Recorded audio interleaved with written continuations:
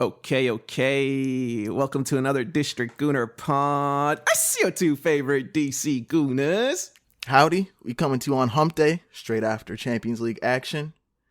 And we got a special one for you today. It's been a long time coming. He's been sitting around. His team's coming this weekend. Mr. Ron Reyes is joining the pod. Hello. Good to be back. It's been a long time since we played the Arsenal. Hopefully no one tears an ACL this time. Welcome to the pod, dude. Welcome to any new listeners. Welcome to the OGs. Arsenal just beat Girona 2-1 in the Champions League. And this is DGP 87. 87, 2-1 to the Arsenal. Did you actually catch the game, Keon? I watched a good bit of it, yeah. Okay. I watched most of the first half. I didn't catch all of the second. I want to say it was what we thought it was going to be, right? Pretty quiet, pretty subdued. Girona, the stadium was empty. That was crazy. Stadium's empty for a midweek game against the Arsenal. It's like we were just it was a snooze fest, to be honest. It's one of those ones where you're watching it and then you get distracted, you do something else, and you look back like, oh man, 10 minutes just went by. And well, I guess maybe it's part of it's Martin Tyler's on the mic. No action. He's super subdued. You don't even know if anything is happening. But next thing you turn around, halftime. It was nice. We saw a good rotation, a good bit of rotation, dude. Sterling got the nod and played the full 90. He missed the pen. I'm starting to feel bad for him, dude. But I think the second goal was Nwaneri, another bender outside of the box, dude. I think that's already more than I've seen Martinelli score from outside the box, bro. I'm not going to lie to you. Yo, it is what it is. This dude's on fire. It was super Saka-esque. Cutting inside on his left foot. Like, you know it's coming. They know it's coming. The stadium knows it's coming. And then it happened in front of everybody's face. Hit the net. I mean, so we got Neto in goal. We're probably going to go through this one real quick, right? We're calling it a snooze fest. So Neto and net. They scored the first goal. Dude's lost. He's absolutely lost. The fact that he even tried to save it, thank goodness he didn't touch that ball, because that's a red card straight up, right? He's off the pitch if he saves that, in my opinion. He should be, because that's ridiculous. So they scored Danjuma, someone from our past. J20, smooth pen, absolutely a foul on Partey. Don't know what the guy was arguing about. Pretty brain dead from him. And then Nwaneri Magic, boom, first half's done. Then we cruise through the second half. The one player I'll give a shout out to is Calafiori. You saw Richie out there, right? Richie looked good, man. He looked good. I think overall, this Champions League has been very successful for the Arsenal. I have to give a lot of credit to the manager for the way he's gotten the team to this point. And credit where it's due, man. They finished third in the league phase. And dude, when you look at how the table ends, it's Liverpool, Barcelona, Arsenal, Inter, Atleti, Leverkusen, Lille, Aston Villa. There's 3 Premier League teams in there, dude. And I think that really shows how competitive the Premier League has been. And it's with all the officiating too, still. I have to give a shout out to the top 8 squads. There was a bubble there. There was an absolute bubble of teams that were on the fringe. Even on City on the back end, there was like teams on the fringe. So you had to come out and you had to play these games. Even for the Arsenal, I mean, let's just say if we had dropped, you can fall further back from third. But a team like Villa, they were in the bubble. They were in 8th coming into the day. Went 2-0 up, I saw. Then they drew 2-2 at half, I believe. But they put it on 4-2. So like the new format, yes, I think you can hate on it. But first year, I kind of like it. I kind of like this so far. I agree with you. And a lot of the results today also, they were just exciting. Benfica beat Juventus. There were a couple of other upsets too. So, and I saw that Manchester City finally snuck in there, man, and finished 22nd with 11 points. How do you feel about that, Ron? I mean, glad we won the game. Glad we snuck into the knockout round. It looks like the draw is going to be either Bayern or Real for us. So it's not really going to get any easier. Honestly, I was thinking before the game, if we had lost, I wouldn't be super upset because maybe we would just play a couple fewer games. But I mean, we're still in it. The team's not looking awesome right now, but hopefully some people will be back from injury by that time. Not Rodri though. So after the new format, 8 games in, we just saw the league play. I guess throw it to you, KP. What do you think of it? I think we had some opinions before it even started. We weren't sure, but now we're here. What do you think? I like it. I think the draw is on Friday, January 31st. So we'll be looking out to see how the sort of table looks. I'm not really sure how everyone matches up.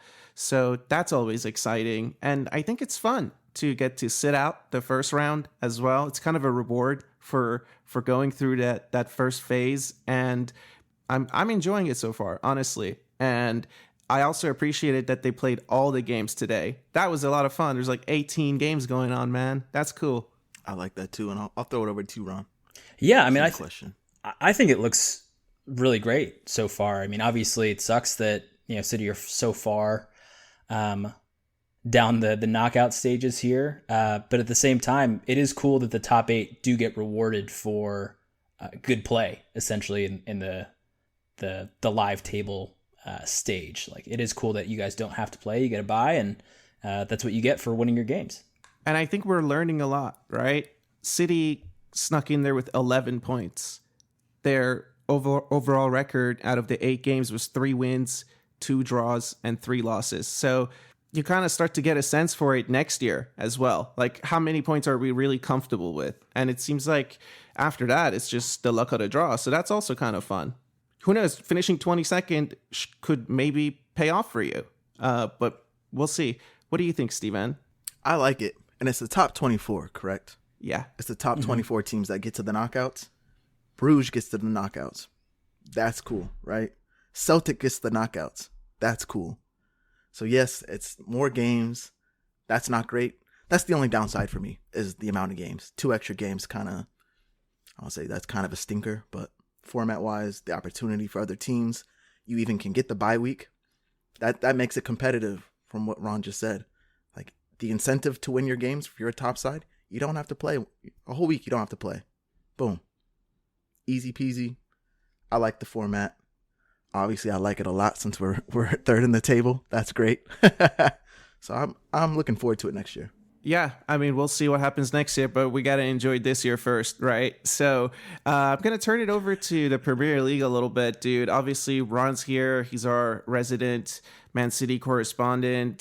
City are sitting at 4th, 6 points behind Arsenal. It's got a low-key vibe to it, I feel like, from some of the past matchups, but I'm looking forward to it. I'm also excited to hear about what's going on in the Man City ether. Yeah, I definitely think it's much more low key since we're not top of the table or top 2 like we typically are.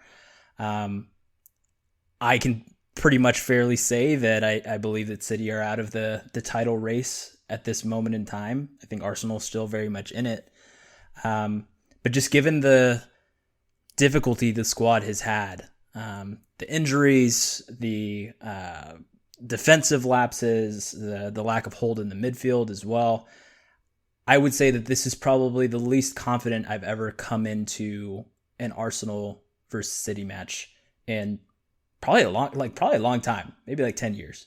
That's a surprise. 10 years. We used to stink like 5 years ago, 4 years ago. I put this on here, like, different vibe. I'm thinking even last year when we had the game at the Emirates, had a very contentious vibe. I feel like there's a game you can expect from the two teams. Very similar in styles.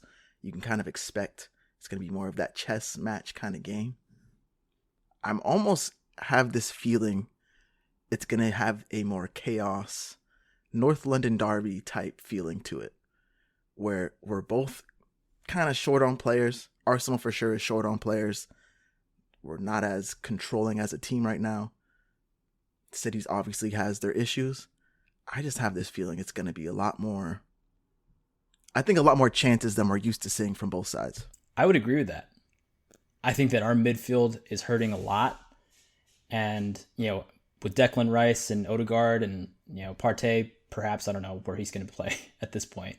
With him in there, I think it'll be really difficult for us to keep up. Gundogan and Bernardo have shown difficulty with just keeping up with the pace of the match, Gundogan especially. So I do believe it'll be much more open as well. Against Chelsea, we went long to Haaland like all the match. So, we're trying different things. We're not necessarily relying on the build-up from the back as much because the control isn't there. And so if we're misplacing passes and it's being intercepted and whatnot, then we're just more of a liability of getting scored on. And so I think you're spot on with that. What do you think, Jan? I think this is the perfect game for Martin Odegaard to get on the score sheet. That's just how I feel about it. I think the first goal is really important in a game like this. I think Arsenal at home have to go for it, especially given what happened in the first half of the season. That game left a real bitter taste, I think, with a lot of Arsenal fans. And the official, I think, is not going to be Michael Oliver. So that's also something to look out for those of you who are counting at home. And I think I'm comfortable backing the Arsenal for a win. This is a very important game coming into our run-in, right? If we can get over this hump, City, yes, they've had their struggles. Look at the table, 4th place. They're really back in that, right? I think they probably backed themselves to get back into the Champions League at this point. A couple months ago, it didn't look like it, but I'm backing them to get in now. I think they found their footing, made some new signings. They're going to keep some ground on teams. Now for us and this challenge, right? We keep saying we're just staying in the race. We're just kind of keeping eyes on Liverpool. If we can get over this hump, when City plays Liverpool, it's a home game at the Etihad, right? I believe so, yeah. Okay. So if it's a home game for City, that's a game where I would look at for upcoming Liverpool games. Like, that's one where they can slip. That's a game where we can make up some points. So I think it's important that we have to get the win. What KP just said. Like, I hope we go for it. If we lose, we lose, but I want to see us going for the game. This is when we have to actually be trying for the 3 points. I don't want to see us resting on our laurels. Yeah, and there's also going to be a few new faces that we haven't really seen before. How do you feel about your signings, Ron? I think January is obviously coming to an end, and Monday is the deadline. Arsenal actually today went out and put a bid in for Watkins. We got to talk about that, but I want to hear about some of these new faces that we're going to see. Yeah, so I don't know how many of the new faces are actually going to start. Kushinov, he started against Chelsea, had probably the worst 5-minute debut, maybe of all time. He had a horrible error for a goal, and then a yellow card right after that. So he bounced back pretty well. I don't think that he was supposed to really even play. But again, injuries are what they are. Stones wasn't ready to start a full game. And so they figured we'll start Stones in the second half to close out the game versus Kushinov making his debut in the second half trying to hold something together. That would be probably worse. I don't know if he'll play. Nunez is looking pretty shaky at the right back, so I would honestly welcome Kushinov playing right back. But the signing that I'm really excited about is Omar Marmoush. He looks electric. I mean, he looks fast. He looks willing, and he's going at the defense all the time. He's making these runs alongside Haaland. I think that he can be a really great addition to what has felt like a bit of a stagnant attack this time around, perhaps way too reliant on Haaland at this moment in time. But if Marmoush is making these runs and Haaland can either sit back or make a run off of that, I think that can be pretty dangerous overall. Vitor Reis also was signed. I don't think that he's going to feature. He's a pretty young kid. But yeah, I think that Kushinov maybe, and I think Marmoush for sure will start on Sunday. So new signings. One that I was expecting was a midfielder. No midfielders, especially a DM after Rodri's hurt. Is that something expected in the summer? Is there a target there? There really hasn't been any strong links for any midfielders at this moment in time, which is actually surprising to me as well. I know that Ederson from Atalanta was kind of floated out there a little bit. I know that you guys had some links to Ederson as well, perhaps last summer. But Cambiaso from Juve, he's a right back. He can play in the midfield as well.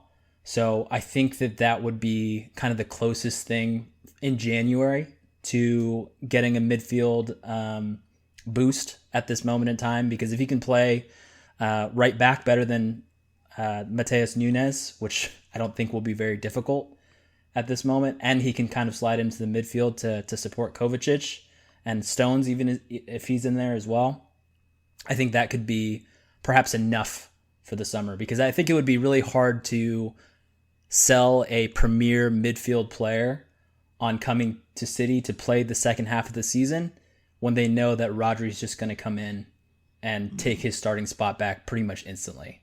That'd be a tough ask. That's facts. KP, you got any other questions about City there?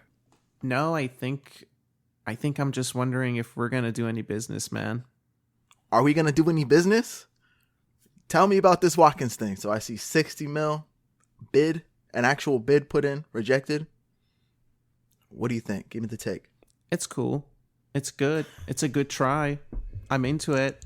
I think 60 is a fair number. I feel like that's a fair number, dude. You said Martinelli was 70 mil last pod. Yeah, on paper, he is. He's 23 years old, dude. Watkins is 29 years old. Yeah, he's good. He's good, but 60 million is a very fair offer for that. That's what I'm thinking. The fact that they rejected it, you got to take your hat out the ring. No way. There ain't no way. They're accepting it. Sounds like they're looking to accept a bid from the Saudi League. It's like 77 for Duran. I'm very surprised. I don't even know if this is true. I feel like if someone offered you 60 million for your 29-year-old striker, you have your Duran's, I think he's like less than 25. He's young. He's 21, Duran. He's 21. 70. So you're telling me 17 million for difference? That's kind of crazy. Like, that to me is, that's why I don't put too much weight into this story. I don't know if it's true. Like, Fabrizio, give me the truth here, man. Because if you're telling me, like, if I'm an Arsenal fan and that happens somewhere in my club, I'm like, yeah, take the older guy, go. I'm keeping the young guy. Give him a chance. He hasn't been the star man yet. Watkins had his time. There's nowhere else for him to go but down, right? On the decline. And I'm a huge Ollie Watkins guy. So that's just my take. I knew you'd be excited about it too, dude. So I think it's nice. It's nice that the club is trying, if it's true. And there's also been a few other links, apparently. Mateus Tell from Bayern, I think, is another link that's been floating. We know about the Norwegian kid. But look, if the club is just sniffing things out, 60 million, if that's our budget, I'm a little encouraged by it. I think you can get a couple of deals over the line for that kind of money. That is a good indication. It really is. Obviously, the Norwegian dude, 18, not putting much weight into that. This Tell one, it seems like everybody and their mother's in for him. So I don't like the feeling of that when they're linking like half of the, like there's 10 clubs interested in somebody. It's like, I don't know if this is the right call. But man, if that's your price is 60 mil, January 29th, man, I think the window closes on the 3rd. So it's coming up very, very fast. I'm a little surprised there hasn't been a little bit more noise from our end, to be honest with you. Yeah, but it's also hard because I saw one story, people saying that Villa are upset about the timing of the bid. It's like, bro, there's 5 days left. Like, gotta talk to you, okay? Pardon? Like, just trying to have a little conversation, that's all.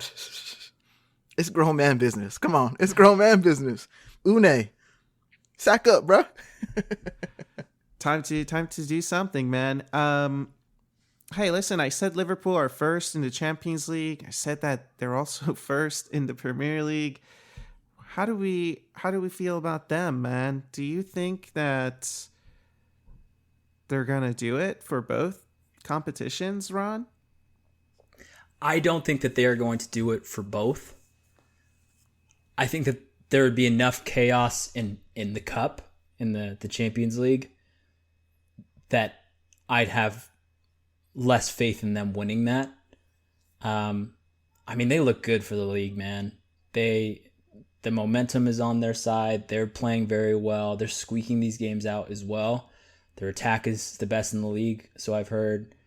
So I think that they have the quality to do so, to win the league. But I don't know about the Champions League. I think that there would be enough juju or enough magic to knock them out against one of the premier sides. Even Arsenal, I could see them knocking Liverpool out at some point. I think my take is the league, yes, I can see it happening. It's very likely. The Champions League, it is less. They could do it. Don't get me wrong. They can do it. But again, I say bar for bar, there are teams that can beat them. So take that for what it's worth. Yeah, we'll see. I mean, I feel like they get scored on, and in the Champions League, maybe that proves to be more costly than in the league. They kind of get away with it a little bit in the league when it comes to that. That's fair, right? I think the level of competition, especially what's going to be coming at them. I mean, you could say the same thing from our end, but we're playing more of that suffocating style of ball. Liverpool's just like that. That they are chaos, and the Champions League can be chaos. So fire with fire, I guess. Yeah, we'll see. First, we got to take care of our own business in the league, man. Ron, what do you think the score is going to be at the weekend? Oof, that is a great question. Because like I said, this is the least confident that I've felt in a long time. I will say, because I'm always going to say a City win. I'm going to say 2-1. That would make me sad. Well, yeah. That would be a sad Sunday for me, dude. I think maybe we shut you out. I'm going to say it. I think maybe we shut you out, dude. I'm excited. Saliba got a rest today, so that will be nice. Declan Rice got a rest today. Havertz got a big rest today. So, and MLS had his red card rescinded. So things are looking pretty good, man. We'll see. I'm not sure who'll play left back for Arsenal. I'm not sure what the starting line will be, but I'll tell you what, man, I am pretty confident in the shutout, and I'm gonna say 3-0. I think we come out swinging. I think we really want to send a message, and this is the perfect time for it to say, all right, maybe this season's not going great for us. Maybe it's not going great for you as we're expected to perform, but next season, watch out, dude. We're done losing to you. I like that. I like the confidence, man. I like the confidence. I'll go on the flip of Ron, though. I'll go with the 2-1. I'm feeling more of a 2-0 job, or a Holland puts in a jammy goal. Jammy goal in the second half. The red card, though. I wanted to ask you this, Ron. We had mentioned, we got on the socials after that red card. Lewis Skelly, seemed like people were pretty much in one direction. It did get rescinded. What did you think about that red? I mean, it's a bad decision, right? How can that card be rescinded? No, I'm just joking. It was that was a horrible call, right? I remember seeing the replay after I saw the red. I saw the red on the score sheet. I was like, oh, what happened? And I looked it up, and I was like, oh, man, he must have punched someone after this, right? Like, he must have pushed the referee or something. But no, I mean, pretty horrible call. The backing from VAR and from the PGMOL at first, pretty shocking. I'm glad that they had an independent panel to make a decision on that. And I think that would be a pretty cool feature for VAR in the future if they could get an independent panel for VAR. But I don't think that that's really going to happen because the PGMOL kisses its own behind a little bit and backs themselves. And, we did an investigation and we discovered we did nothing wrong. So hopefully that independent panel can come in at some point, but I'm glad that the red card was at least rescinded. I think that's been the best idea that's come out of this, is make it independent. They don't have any relationships to the referees. If you want to have shit referees, have your shit referees. That's fine. Leave all those shitheads out there. That's fine. But have an independent board that have no relation to those dudes watching the game, being mad like the rest of us. Like, why did he call that? Hey, dog, you need to go to the monitor. You got that completely wrong. Or just like, hey, take another look so they know I'm doing my job. And if you want to keep that call, that's on you. But you need to at least go to the monitor because I'm telling you to. I think an independent board, that's the best. I think that's the best solution at this point, as far as like a complete overhaul of PGMOL, which of course we'd love, but like a good compromise would be say, hey, keep your referees, fine, but give us this portion. So it's more of a split. So you're saying that they should revisit their process for like who operates the VAR? I believe the issue with VAR right now is, so Darren England was in the VAR room for that, correct? And he's a ref, right? Exactly. And he has a relationship with Michael Oliver. Michael Oliver has seniority. He is the top referee in the country, right? So as we've known with VAR, it's like when they make them go to the monitor, there's always the conversation of, oh, they're making the ref feel bad. Or like going, almost like they're stabbing him in the back. They're going against their boy, which it's not, but that's just how they feel. That seems what a lot of the discussions have been. So if you separate those two entities, have your field referees, have your VAR, there's no overlap. That's interesting because I saw a clip earlier, and I think it was on Sky. One of the pundits was making the point that, look, they appealed the red card and an independent board reviewed it, and that's the system working. There's already a system in place that's working. But they completely overlooked what happened on the field, right? There's no system for the actual field officiating. After the fact isn't good enough. So we'll see what comes of it, man. I mean, today when we were watching the Champions League, I have to be honest with you, it was so nice to see the offside calls. There were a couple in our game that it was just like, wow, why doesn't the Premier League have this technology? They were saying October. It's February, right? Am I saying that right? February? That's crazy. The technology is there, and it is in Europe. So it's somewhere around. They do have the technology, and it's fast. It's quick, right? It is just quick. I don't understand what the issue is. I just picture a guy with like a USB of the technology, and he's like, man, I can't find it. Once I find it, though, I'm going to plug it in, and everyone's going to have it. But I can't find it right now.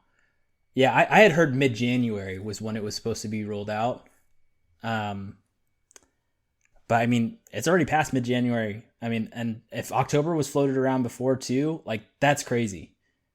I feel like if with the popularity of this league and the money that goes into this league, surely they're capable of doing so, right? Surely they have the means and the resources to put on a better product. Yeah, I mean, if Watkins is going for 70, 80 million, find the money, guys. Find the money and get the technology in. I think before we wrap up, KP, I got to ask you. You said, I don't want to say the lineup, but there's lineup questions to be had, right? Left back, Lewis Skelly Calafiori. Front line, you have Trossard. Waneri threw his hat in the ring, I think. Martinelli, Havertz. I believe the midfield probably is what it is. And then you could say right back, Timber's going to be playing. So left back, who you giving the nod to?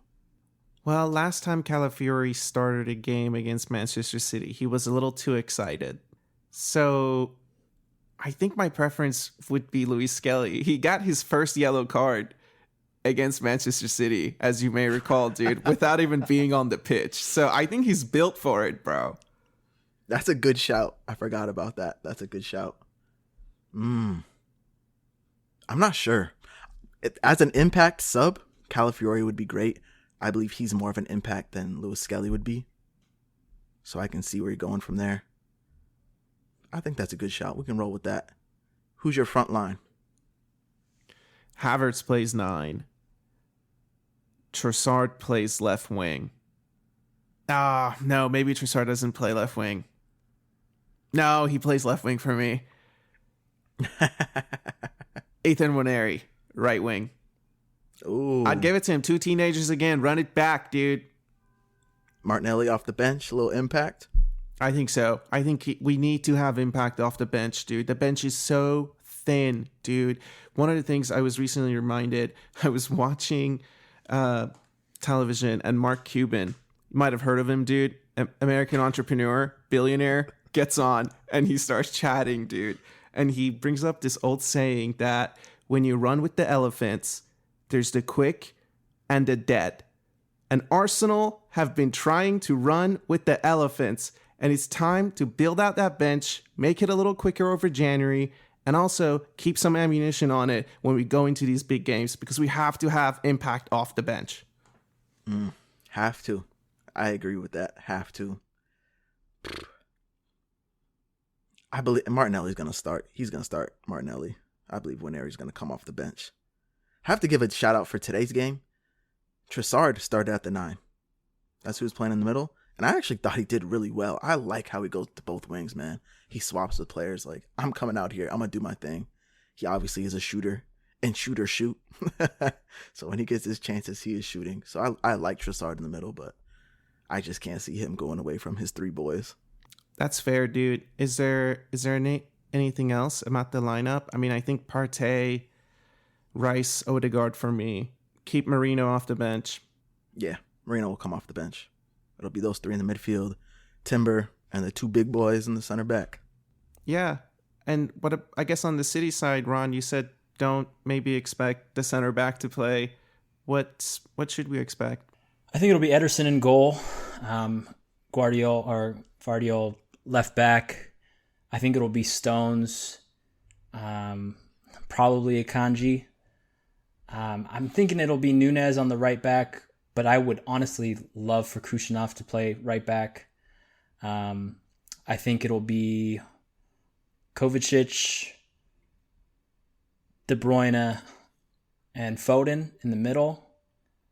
I'm going to put Marmoush on the left and Bernardo on the right. And then I think it'll be, obviously, the big man up top. I said 2-1, right? You did say maybe I should have said 4-1. My bad. No, I'm playing. I'm playing. I think that... Do you guys cross the ball a lot?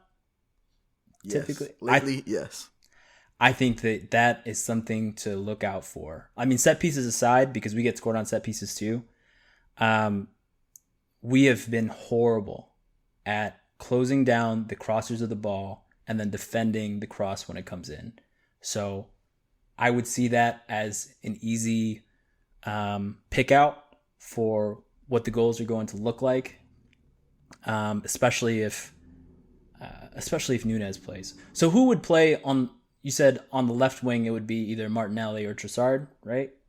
Mm-hmm. Honestly, yeah. I don't think it would be horrible if Martinelli played on the left because he has the pace and the shiftiness. And I mean, Nunez was sent for a hot dog today, so I could see him getting taken advantage of, if I'm being honest.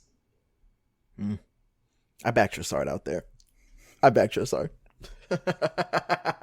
Never had a doubt, dude. Never had a doubt. Well, you heard it here first from a Man City supporter himself. They have been horrible. I have one last question. I know we're going to wrap it up. I have one last item, bro. We didn't talk about Liverpool, Arsenal, 6 points. We got to say it. We have a new outside perspective. He don't really care who wins, I'm sure. Maybe he does.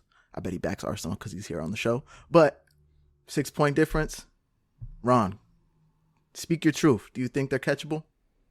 Oh, I think that they are catchable, but I think it's going to be really, really hard. And I think it's going to take like a significant slip up at the back. I know that they're pretty thin on their back line. So I think that like an injury to Konate, I think would really seal the possibility of there being an Arsenal at the top of the league at the end of the year.